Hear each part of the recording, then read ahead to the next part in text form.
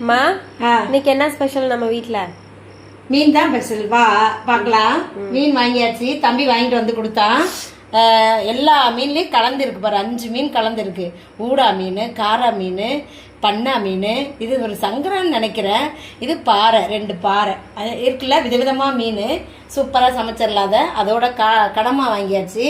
கடமா ஒரு 200 ரூபா. இது ஒரு 250 ரூபா. கொஞ்சோண்டு சிக்கன் வந்து வெறும் சதையாக கொஞ்சம் வாங்கி வச்சேன். அம்மா கொஞ்சமாக பர்கர் செஞ்சு தர சொன்னாங்க. சால்வி கடையில் வாங்க சொன்னாங்க. சரி செஞ்சுருவோம் அப்படின்ட்டு இதில் வாங்கியாச்சு. இப்போ எல்லாத்தையும் சமைச்சிட்டு நம்ம அடுத்த வீடியோவில் பார்க்கலாம். மொட்டை எதுக்கு அடிச்சிருக்கீங்க அப்படின்னு ஒரு சிலர் கேட்டிருக்கீங்க முதல் வீடியோவில். வேண்டுதல் தான் என் பிள்ளைங்களுக்காக.